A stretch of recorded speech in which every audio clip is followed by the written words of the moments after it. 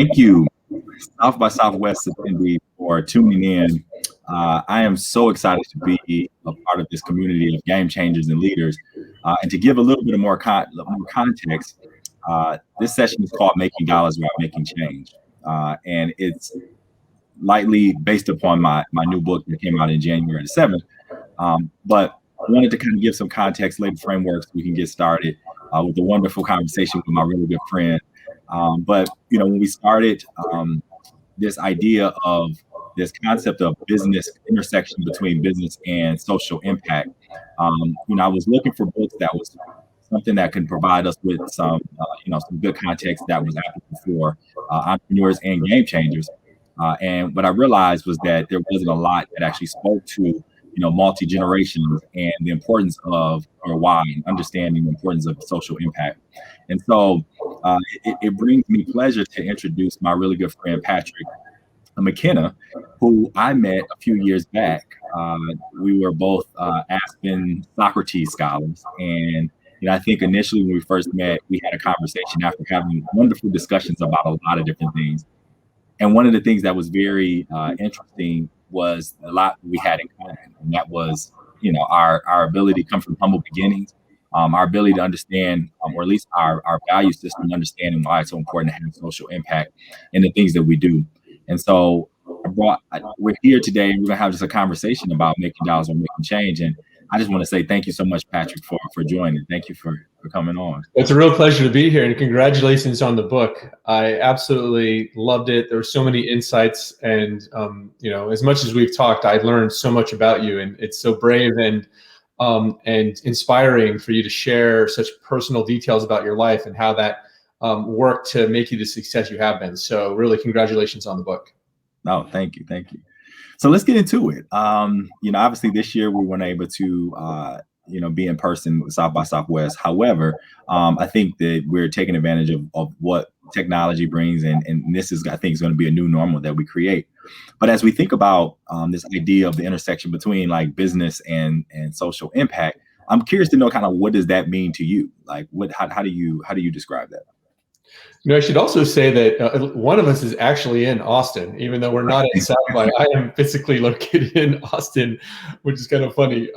Moved down here about 2 years ago. So we have like partial physical spirit with the conference that we so dearly miss. So so the thing that really thinking about your book, it really resonated so much with me, and so much of the things that I've done as an entrepreneur and the different entrepreneurs that I've invested in who have been successful, they would also agree. They would share that what they've decided to work on resonates personally with a personal passion and personal inspiration.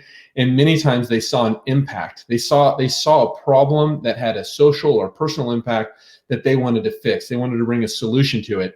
And I think the conversation we're going to have today is really about how finding something that resonates with you personally can actually gather collaborators and allies, investors, employees to help solve this big problem. And so I think you're really onto something in the way you're shaping this. And depending on where you want to start off, we can talk about my background and my first efforts as entrepreneurs, or like how we got to the seats we're sitting in today, because I think there's so many places for us to get kicked off.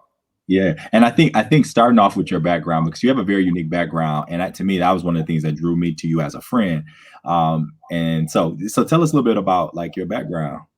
Sure. So I'll happy to. So I grew up in a small town called Placerville, California. It's 5,000 or 6,000 person town in Northern Cal, old gold rush town, and really beautiful place to grow up. But I was the first in my family to go to college. I went on a full ride scholarship. So I, did what I could in high school, did the AP classes and sports and did all those things, and applied for a scholarship to ROTC and got the scholarship, and then went off to USC in Southern California. And had a wonderful experience there. But then after graduating college, I served in the military, which is such a formative experience. This is a place where, there's a real meritocracy to the military. And it also brings people together from different backgrounds. So I grew up, rural California, but many of my colleagues were, urban, maybe they grew up, in Detroit, which we spent some time together there, or in LA, or they were suburban, or even more rural than me, but we all worked together. And for 4 years, I was in this environment where you're Black or Hispanic or white or lower class, middle class, upper class, college educated, not, we all worked towards a mission. And in my 4 years in the military, I spent time in Korea, and I know you love to travel. And I got exposed to Eastern cultures, and then I went down to South America, and I was in Central America, worked in Panama, and I got exposed to Latin American cultures. And then ultimately, after my 4 years, I went to business school, and after business school, I went to Wall Street. Now, it's going to sound very traditional at this point. I went and I was working at Morgan Stanley in M&A in New York City, and at one point, and this is where our stories will swing back around, is I realized, like, really, whose life is this? I was just chasing the gold rings to get to the next thing. And I realized that even though I'd achieved a lot, starting from humble beginnings, first my family to go to college, all these things, full ride scholarship, but here I was on Wall Street, and it was a fine job, great to do, but it wasn't satisfying the creative needs that I had, and also wasn't leading to the impact. Like, where we're going to go in this conversation is I realized I wasn't doing things that I felt was bringing positive change to the world. I wasn't solving problems that I really cared about. And then at this point, I left that very traditional career and went out to Silicon Valley and joined first a startup. And then I started my own company with a team. And that kind of led me to the entrepreneurial journey. And that's hopefully what we'll talk a bit about in this conversation. Yeah. And you just, so you just talked about, and that's really where our connection also lies in. So, growing up in Flint, Michigan, also a small town, one of the things that my dad always taught and preached was, to much is given, much is expected. Mm-hmm. And so growing up in a very humble beginning where we didn't have a lot of money, we didn't have a lot of resources, but we had a lot of love. And so for me, love is wealth. And so, to me, when I think of success, I talk about this very specifically in the book. Success and wealth is love. Love is supreme. It's not about how much money you make, although money is a tool. It can be used as a tool to be able to do some wonderful things. But this idea of connecting business, connecting this idea of making dollars or making change has always been something fascinating, but it was just a way and just the core of how I was raised. And that's the thing similar to yourself. I worked in corporate for a few years before actually going out full time on my own. And I realized that I just was not fulfilled. I was working and traveling. I started a family and I was never at home. And, I was making money, but I wasn't really making any change. And what difference does it make if you're just making money for yourself and you're not really impacting the world? So for me, I want to hit that for a second, because the thing that I remember one of our first conversations is how connected we are to our families. Yeah. And I was raised by a single mom who she was the letter carrier. The mailman, worked at the post office in my small town of Placerville and delivered the mail to downtown Main Street, Placerville, for 34 years. And, that unconditional love that you get from your family is it is the real treasure. It is the real asset that we all bring. Yeah. And I know that you were very close to your family and me as well. And as we kind of progress in our careers, always being able to have that foundation of unconditional love from our families, and also living up to great expectations. I think we also felt a lot of, like you said, to those, what's given is expected. And that was also part of my journey to go and be an entrepreneur and focus on problems that I thought would actually make a positive change. Yeah, they're always sourced from that same place. And that's beautiful to remember that. Yeah. So I had an opportunity to talk with just real briefly David Meltzer on office hours, and he brought up this idea which I thought it was really profound and so true. This idea of just how we over glamorize this thing, your why. And so a lot of times people have whys with no real problems, no idea of how you solving problems. So how do we look at that to create business? And so I'm really curious, in this idea of understanding our why, the importance that the why gives us, because one, it motivates us. It not only attracts and allows us to attract capital, but it also allows us to attract talent, which in this new normal that we're living in, customers, consumers are looking for not just companies that can just produce an amazing product, but what are you doing to create change in the world and the environment? And so that's, again, the book was all inspired by it. And honestly, when the book was written, it went through so many different renditions. I mean, I literally had an outline in the beginning, and I think I probably switched up the path throughout the whole course. But this idea that we're forever changing and then we're living in this new normal, understanding that intersection and being able to apply that to everything that we do, when social impact in business is something that is very critical, in my opinion. When I think about the why, matching the what and the why together, I think a lot about, what about your unique background that gives you a personal insight? Mm-hmm. The second part of your book is you're being financially successful. It's a successful business. So it's one thing to know a problem. It's another thing to actually be able to come up with a solution that's going to win in the marketplace. And my experience as an entrepreneur, so I've started 4 companies, just a little back. So I've started 4 companies, raised over $100 million for those companies. 3 of them exited. The 4th one, the current one's called Facet Wealth, which we'll definitely talk about in this conversation, is cooking now. I've started 2 investment funds, one called High Ridge, where I've made 47 investments, 30 are active. And the thesis there is that talent is everywhere. And I specifically look outside of Silicon Valley for unique entrepreneurs looking at unique problems, have deep insights. And so I've deployed venture capital at the early stage across with this heuristic of saying unique background people see the world different. If there's a business there, then I can bring networking capital to them. And then my second fund is an opportunity zone fund called Catalyst. And we raised $150 million of invested capital to invest in middle American cities. So places that have a lot of growth, but they don't have access to much capital. Mm-hmm. And we just closed that up in the last couple of weeks, raising that over the last 2 years. But again, so what do I know that other people don't know that is kind of the underpinning for all of my investing in entrepreneur is that there's talent everywhere. Growing up in a place like Placerville, I know the amazing talented people that exist outside of your traditional corridors of Silicon Valley, New York, and LA, which have incredibly talented people. But there's also a tremendous amount of talented people who didn't make the move. They didn't have the opportunity. Maybe they had to work, maybe go to state school. Maybe they had a different path that didn't lead them to the typical ways to get to Silicon Valley or Wall Street. And knowing that allowed me to attack these problems with new solutions. So my first company, LiveOps, and I did that with an amazing team, was work at home customer service. And what we knew was there's amazing people who would be willing to work from home and do phone support. If we built technology that allowed them to use their home computers, then they could do customer service. And so we were in 40 states, and we created a good job in a business that was otherwise going offshore. But we used technology to lower the cost of our service delivery. And then we were able to pay people 4 or 5 times as much as offshore, but still compete in the marketplace. And grew that to 20,000 people. So this was a really significant business. And that just reinforced this idea that there's talented people everywhere. Technology can enable those talented people to work, or as an entrepreneur, to bring a new service to market. So this is really exciting stuff if you kind of look at your personal background and say, what do I know that other people don't know? And can you match that to a business model? That's interesting. I have a question for you, because you mentioned, which is so impressive, your businesses and you've been able to grow and expand. That's not an easy task, especially when you're when the underlying ideal is double, triple bottom line focus. How do you attract the kind of talent that's almost like out of the box? How do you attract the right kind of people in order to help scale your business while still believing in the mission and the why at the same time? How do you do that?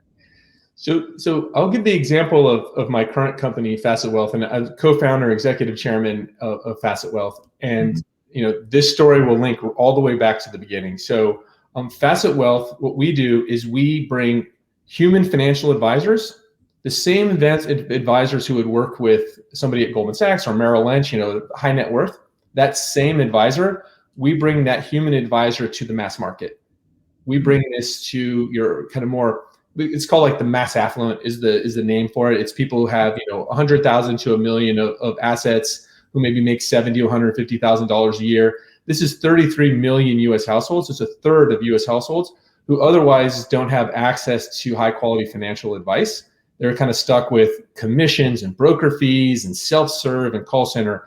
And that's what Facet is doing, is innovating, bringing high quality financial advice to kind of the more mainstream.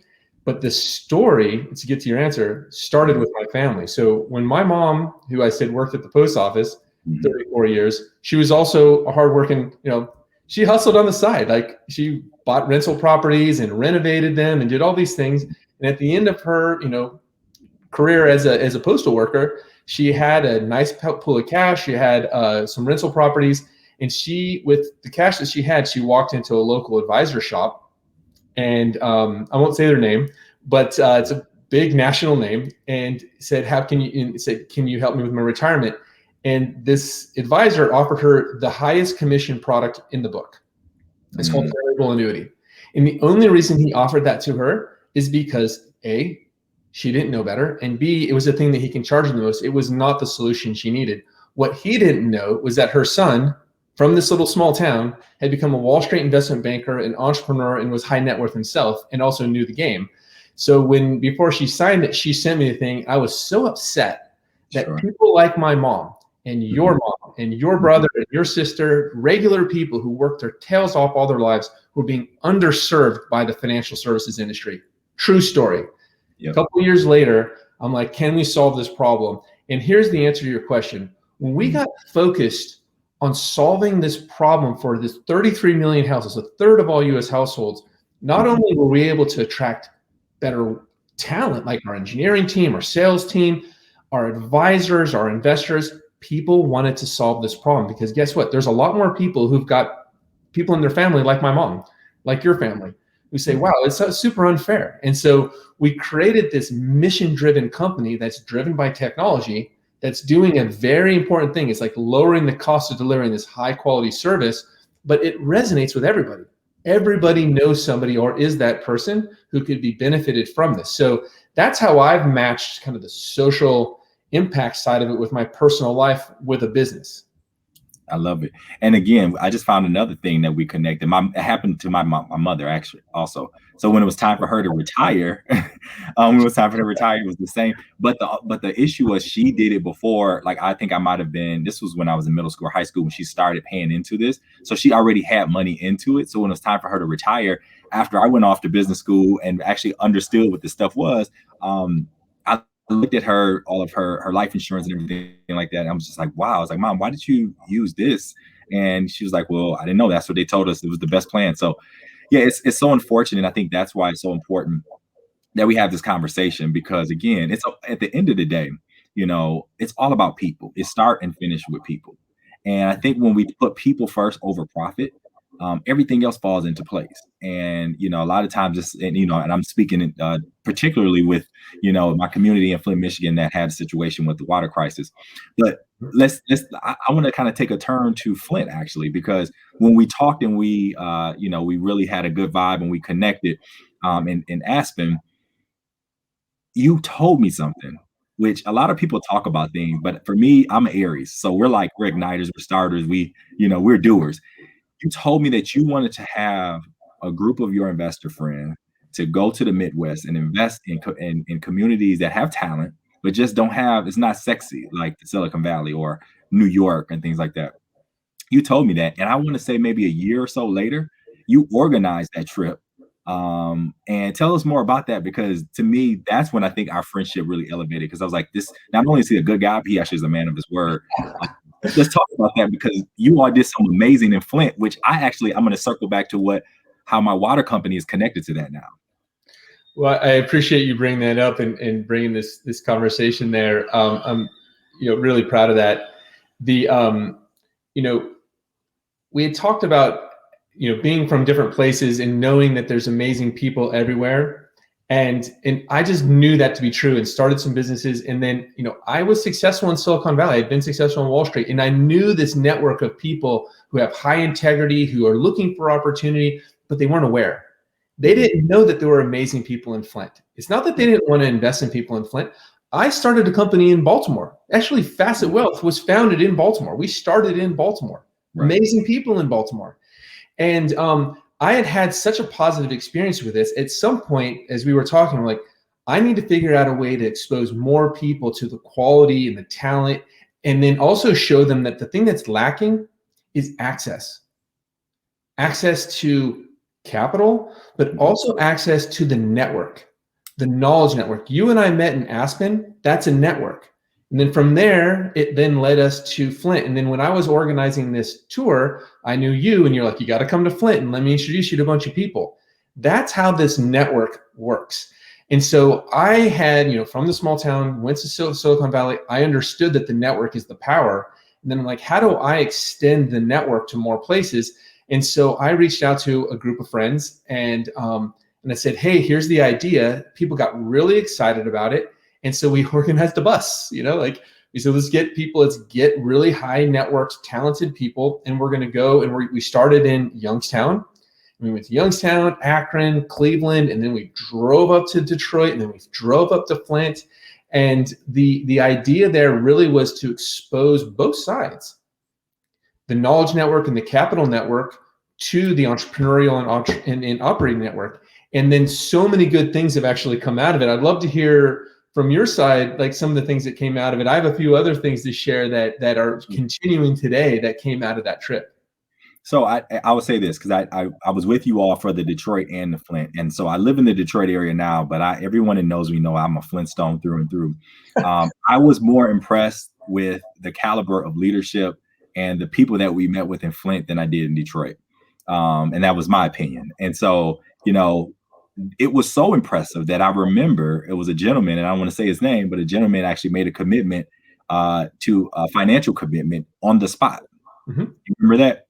Yeah, he put $100,000 into the 1,000 Ideas Foundation, right? Which that started the 100K ideas that you mentioned, which a year or two later, I think after the water crisis, which helped to fund. I'm actually a part of the incubator with my water company, Quarles Water Source. So great. But for years, I've always wanted to, I always wanted to get more involved in Flint, but I just didn't know where I can actually be of value. It's one thing to volunteer, but it's another thing for me. I want to be a high value to my community. And so I realized that I wasn't going to run for mayor. But I wanted to do something. And when the water crisis happened in 2014, I sat and I had my high net worth individual friends who were like, what can we do? Where can we write the checks? But then there was a lot of Band-Aid solutions. And so I was like, well, what's something that's sustainable? And so I partnered up with a water technology company, and we came and we started working with the community. And now Quarles Water Source is actually, we were founded in Flint, Michigan, and we're a second line hub water solution, not just for Flint, but for Baltimore, for New Jersey, all of the areas throughout the United States. And again, this idea of triple and double bottom line focus, a portion of everything that we make goes back to water related projects all over the world. And it's funded through a foundation in Flint. But your presence and the people that you brought helped to spur this. Where now 100K is, it's an amazing. They're doing some amazing work, amazing organizations that have come out of that that are getting national attention. But it was because of the fact that you all got on a bus. You all got on the bus and went on a bus tour, and Flint did a really good job of representing itself. And it's this idea where you mentioned, access. I think that one other thing that I would add to access is exposure. I tell people all the time, or particularly young people that don't really know what Kodak film is, it's like being young is almost like Kodak film. You just need a little bit of exposure. And so for me, it wasn't until those lived experiences and traveling over 50 something countries, when I left Flint and went to college and moving on from there, where I realized what the world exists. And so, when I wrote Making Dollars or Making Change, I honestly thought I wasn't a good writer. And I purposely started writing because I wanted to show people that you don't have to be the best writer. You don't have to be the all A student to be able to write something that could be that someone would want to read and actually go after the things that you're afraid of the most, because to me, that's bravery. And so the book now has been, it's been like #1 bestseller on Amazon for over a month now. And I would have never imagined in my wildest dreams that someone would actually want to read my book. But it's this idea. It's not about the book and it's not about me. It's about this simple idea, these values of marrying theory and practice. And I think when the two of us, as we talk, we got a good education, but we also have applied it to real life, and we have lived experiences, which I always honor and lift up our humble beginnings, because that's what gives us our tenacity, our work ethic, our perspective to work harder, because we know that we know how it is to not have, and we know how it is to have. And so it's almost a win-win, because if we lose everything, we know how to survive with nothing. And so yes, you can risk more, right? Yeah, you're not as afraid to lose things because you kind of like, you started, right? Exactly. I'd love to hear the Quartz story connecting to our Comeback City tour, right? And the two things I'd really want to drive home to our audience that are listening to this, right, is that one person can make a change. And the thing about the change you can make is you don't know how you're going to impact anybody. So like starting off, like if you say, oh, I'm just going to solve this, I'm going to do this one thing, like if that's your measure of success, it's very limiting, and you might actually not even start because you're like, oh, what are the chances or something like that, right? So I think both of us have come at this from such a similar way. For me, I'm from this small town, and it's very different from Flint. But when the opportunity to go to Flint, I said, well, I'm from a place where I know there's amazing people who are like not seen or unknown. I'm like, I'm sure there's amazing people in Flint too, right? I'm like, there's just amazing people everywhere. And so I was able to take your guidance. You're like, come to Flint and check it out. I'm like, yeah, of course. Like if there's people where I know over here, I'm sure there's people over there. And the thing that I just want to just drive home is you as an individual person, if you're just willing to do something, you see an insight, you know something other people don't know, just put it out there. Just put it out there and like put the goodness in the world. Mm-hmm. And you just don't know. I could never have predicted that the steps that led to the trip that then led us to Flint would then lead to you starting your company. And that's beautiful. Like who knows what other things happened. So I think that's the thing that should be positive and motivating for people when making changes. Don't get so stuck on the specific change you want to make, because that's very narrow. Mm-hmm. Be open to what was revealed as the journey unfolds. And it evolves. Mm-hmm. It's constantly evolving, because change today means something than before pandemic. Before the pandemic, what we looked at for change is totally different than what it is now. And we realized, at least in Quartz Water particularly, that we were originally supposed to be just a bottled water company. Mm-hmm. And we've evolved into now making sure that all of these technologies that the world have that is able to create water out of air, that's able to filter water in a very unique and fascinating way, those are the things that is beyond just drinking. It's about that whole hygiene aspect. So during the pandemic, we started to see how people had water shutoffs. There were people that didn't have access to water because everyone ran out to the stores and picked up all the water. So water is something that obviously we read about it scientifically. That's a world problem. 1 out of 3 people on the planet does not have access to water, clean water.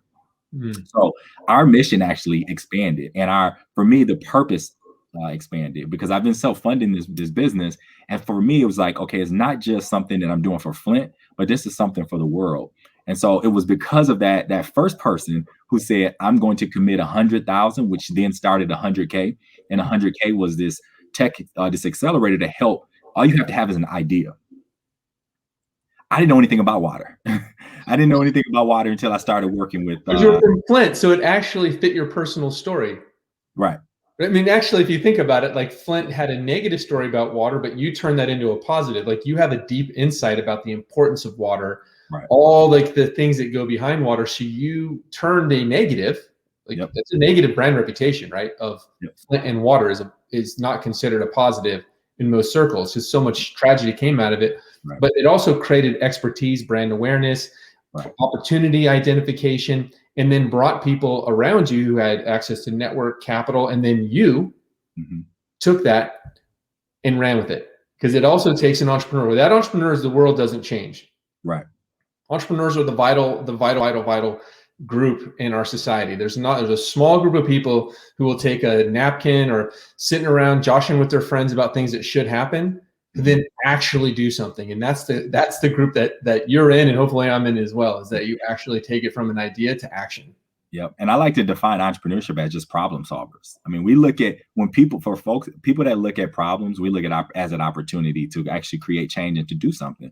But I think it kind of like leads into this next idea, which this was something that we also connected during Aspen. And for me, I was on the beginning of my journey of understanding this thing called mindfulness.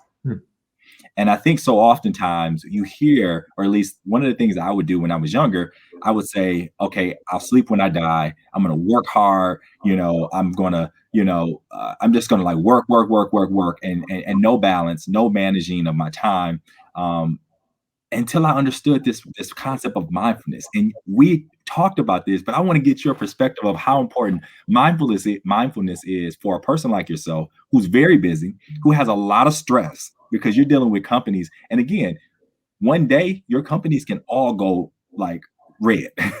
And so you have to be on point. So what is it? Talk to me about mindfulness. Yeah, like about a year ago on like March 13th, when the world shut down, right? It's like, right. better clear the decks and clear the mind, right? Because the world can really throw a hardball at you, and then there's opportunity, right? To see the world clearly. So, again, I do remember this mindfulness discussion. It's so powerful. For me, after I sold my first company, had a really nice exit. The sense of financial freedom was something that I didn't expect to really experience, and I did. And I had this other experience of like that good feeling of selling a company and all the things that come along with it lasted for about 3 days, 4 days. Mm-hmm. And then the suffering of stress, of pressure, of feeling like you're not enough, the feeling that you're an imposter, the feeling that, like it could all be taken away, all the things that drive our internal psychology, that fearful taking mentality, were there again. They weren't solved by a successful 5-year run of building a company with 20,000 people and successfully selling the company after making very good profits, all the things that you'd want to do. Mm-hmm. That internal fear, that internal driver, all the things that were inside me were still there. Money, success, company, none of those things were solved. Mm-hmm. And that's when I had a decision. I'm like, well, does going and doing another company and doing 10 times as much, is that going to make me feel any better? And my answer was no. And I said, my internal world was on a different trajectory, and I better spend some time thinking about it. And that led me to mindfulness. And this is when I said, okay, I'm going to take my entrepreneurial instincts of problem solving. This is a new problem. This isn't a company to solve. This is a fear, suffering, anger, anxiety, all the things that every single person watching this, every human being is dealing with suffering. Yep. Everybody. It also this thing about like every person you meet, just everybody's struggling, right? It's just, there's a compassion that when you start to realize your own suffering, that you can actually realize it in others and bring compassion, which is going to lead to more success. That's a separate thing.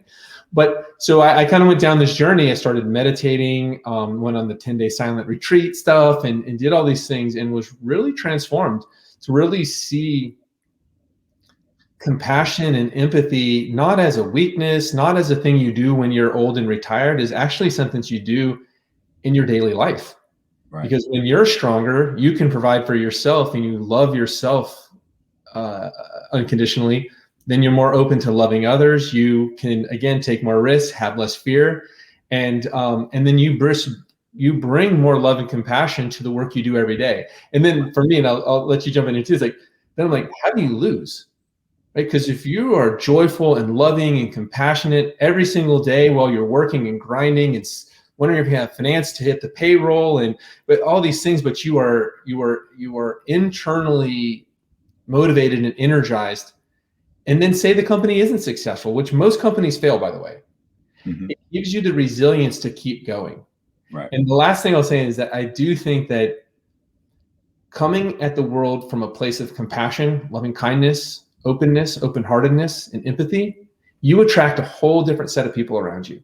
Yep. People who, as investors, want to help you because they want to see more of that. People who want to be around it because they want to be a part of it. And customers who actually feel that positive energy that's coming through your solution, even if it's something technical as fintech, there's something that's informed in the way you think and prioritize your products and your services and your solutions that come from your wholeheartedness. And so I really appreciate you bringing that up. It's an important part of my life, and I know it is yours as well. Yeah, and I talk about it very specifically in the book. This whole idea of business moral frequency, which you just mentioned. You can, when you have these companies that are like the best places to work for and things like, there's a reason why employees are signing up and saying this is like the best experience I had, is because that vibration that they're on, because they're a sense of mindfulness and a sense of appreciation and gratitude and compassion. Those things that we kind of say, but we don't really live. There's this idea, or at least in my opinion, that, you only really have control of two times of your day: when you first wake up and before you go to sleep. Everything in between is a whole lot. Sometimes there's chaos, sometimes there's peace. But at the end of the day, once you have yourself centered and balanced, from the first time, from as soon as you wake up in the morning, you meditate or whatever you do, pray, or whatever your way of becoming balanced and becoming one with the creator, or with this peace within yourself, then you can tackle and take on the day no matter what. Because at the end of the day, for me, coming up from a place like Flint, where I heard gunshots every night before I went to sleep. So for me, waking up every morning and I have my health, and in the book, I talk about overall health and wellness. So that's not just the mental, but the physical, spiritual is very important. From the point in which, as entrepreneurs, as game changers, we can't go. That we're going to burn out. And we're going to burn out. And so we have to be able to have balance. Sleep is an amazing thing. And to me, and we're getting close to our ending, but I'm gonna kind of throw a little wrench into our thing that I didn't talk to you about yet. But it should be a lot of fun with this idea of this whole balance, but it has to be all aspects of your life. So whatever you put in your body is going to transform how you act and how you perform. And if you want to perform at the highest peak performance based upon your profession, you have to be careful about what you eat. And so I talk about that. I even give my whole diet in the appendix of my book, just to let people know how serious this is and how I'm able to be able to kind of, like I said, have 3 companies that I'm running, investing in companies, and then writing a book and things like that, and have 3 kids, where they're very, very, very active, 3 under the ages of 8. And, but it's all fun. And to me, it's all you get to sleep. Where's the sleep part? I sleep. That's important. I found as I've gotten older, I sleep earlier now, but I wake up, I'm a 5 a.m. person. I love waking up at 5, because that's the only time I have to myself. Because once my daughters are up, it sometimes can be chaos. So 5 o'clock, I can meditate, I can exercise, I have just time to read and to write and to journal without any interruptions. So that's just how my life has evolved. I never was a morning person until I started having children. So the since you did put a recipe in the book and of diet and other aspects of your sleep, I will also say that about 13 years ago, when I kind of first started my meditation journey and kind of had that moment of clarity of I need to look inside and kind of saw things, I also tackled health. And I when you start being present, you do start to notice your patterns. You're not sleeping well, you're not eating well, you're stressed, whatever. And so through mindfulness, I was actually able to observe how food especially impacted my sleep and my health. And so I made some adjustments, nothing crazy, like just a lot less sugar, not eating too late, at least 3-4 hours before going to bed, and just making some adjustments based on how I felt. And I'm not gluten-free, but I'm very careful about wheat and stuff like that after lunch. It's kind of one of my things because gluten turns into sugar for me and it makes me sleep bad. And everybody laughs. I'm like, oh, how do you know? I say, well, here's the facts. 13 years ago, I changed my diet to kind of get rid of sugar and kind of be wheat light, and added mindfulness and meditation and stuff like that. And my sleep went through the roof, like unbelievable sleep. And the quantifiable health benefit is I have not had antibiotics in 13 years. I have not been sick. Same here. Quite incredible, right? Yeah. And so if you're managing, and why is this important as an entrepreneur? Because your health is super vital to the mission, the recruiting, the company, keeping everybody focused. And as you're more healthy, your company's more healthy, you're able to engage with your customers, employees, investors in your mission. And so your health is super vital. As a father, I know you know that better than anybody. So thinking about how your diet affects the way you sleep, affects your energy, affects your overall health is vital to your entrepreneurial mission. And many of us also who grow up in a certain way aren't always educated the right way about food and sleep and health. We don't have as much access to those healthy behaviors. And you and I both were fortunate to learn those behaviors later. I didn't grow up with them. I grew up with sugar smacks and mac and cheese because my mom worked and she didn't have time, and I still got to be tall, fortunately. So food kept me from growing tall and strong. But at the same time, those habits need to be learned later, and anybody can pick these habits up, right? That's a wonderful thing. Yep. Well, cool. Well, I told you I have like I switched it up a little bit, and we're gonna do what I call a lightning entrepreneur round. So I'm gonna ask you a question. I'm gonna answer it also, but I'm gonna ask you a question, and you just give me your first response to the answer. So, first question is, what is your favorite company that you're following now? The favorite company that I'm following now? Oh, that's so interesting. I'm really interested in a company called Grocery Key. It's out of Wisconsin, and it's a team that's focused on logistics for mid-size grocery stores and markets. What I love about it is it's an under the radar market. It's a team that is being built locally. They have some local customers, and I think that they can innovate from the inside out. Again, it's a problem that people have found that aren't sitting out in the coast in Silicon Valley. And if these guys can be successful, I think that they can kind of innovate in a very unique way. Yeah. And I guess for me, I would say Stockpile is a company that I'm looking at. And primarily, I'm on this place where I'm really focused on legacy, particularly for my kids. And so this idea of like an investment a platform for beginners. So as I'm talking, I've been talking to my daughters. One of my daughters on my payroll, and so I talked to her about investing. So she has her own IRA, but we're getting into stocks now. And my 8-year-old, we're talking about that, and she's able to go in and she's able to like learn. It's really it gives you the fundamentals, but it also is very user friendly for very new beginners.